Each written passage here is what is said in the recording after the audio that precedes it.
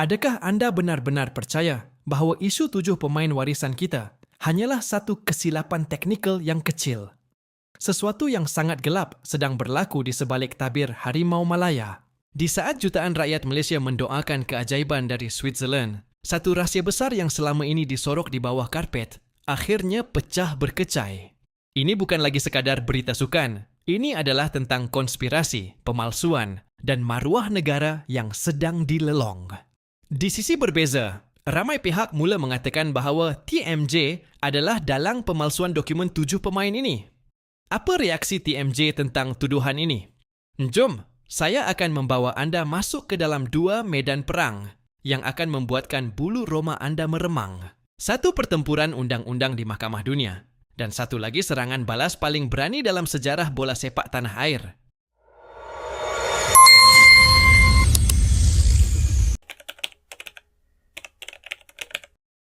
Debaran yang menyeksakan seluruh peminat bola sepak tanah air akhirnya menemui titik nokta di Switzerland.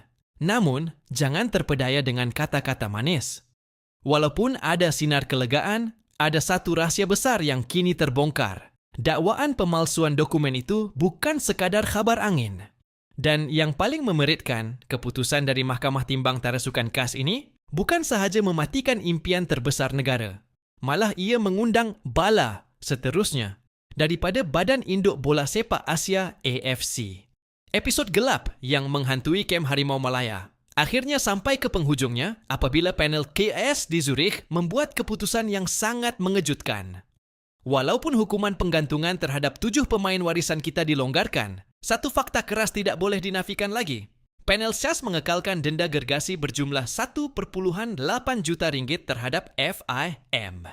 Mengapa denda setinggi ini dikekalkan? Kerana dalam penelitian mendalam Mahkamah Antarabangsa tersebut, terdapat bukti-bukti sahih yang menunjukkan memang berlaku ketidaktelusan dan unsur pemalsuan dalam dokumentasi kelayakan pemain-pemain tersebut.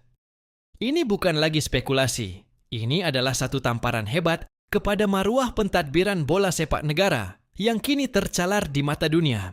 Kemenangan moral untuk pemain ini datang dengan harga yang sangat berdarah.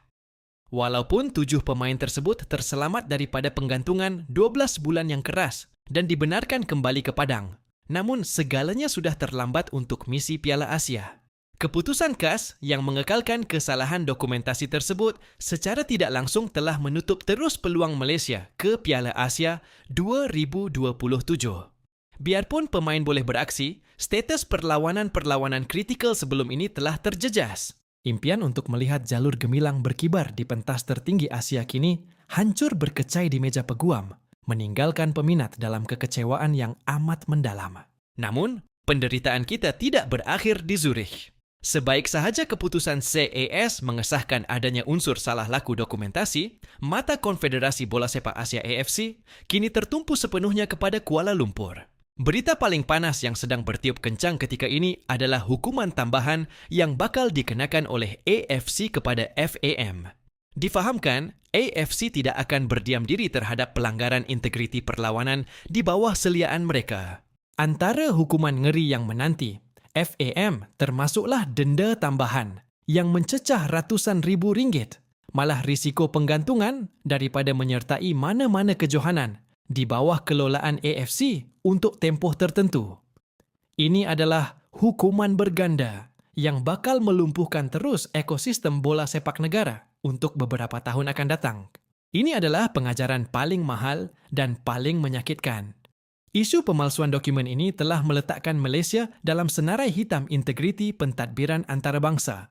Ia menjadi amaran keras bahawa jangan sesekali cuba bermain api dengan peraturan. Kerana apabila terbakar, bukan sahaja poket yang hangus, malah harapan seluruh rakyat turut terkubur. Adakah peminat mampu memaafkan kegagalan ini? Impian Piala Asia 2027 sudah mati. Sekarang, persoalannya ialah siapa yang akan bertanggungjawab atas denda berjuta ringgit ini dan bagaimana kita mahu menjawab kepada AFC yang kini sedang menunggu masa untuk menghukum kita.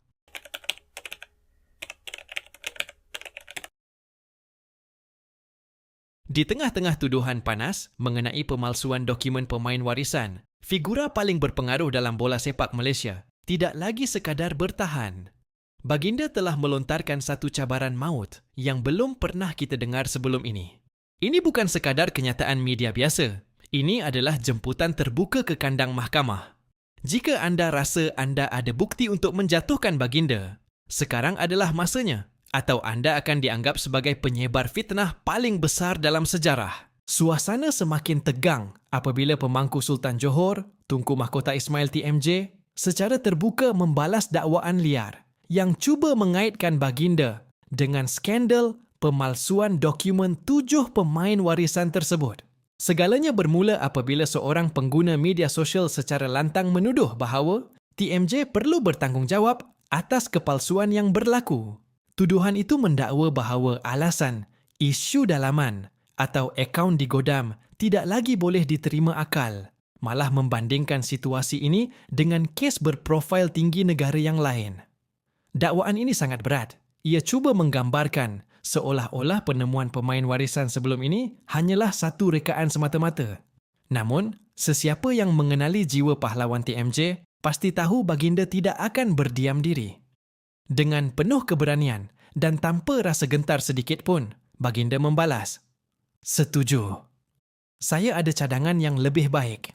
Beramai-ramai bawa saya ke mahkamah dengan apa sahaja bukti. Jika benar ada bukti sahih bahawa baginda terlibat dalam pemalsuan dokumen tersebut, TMJ sendiri yang menjemput mereka untuk mengheret baginda ke muka pengadilan.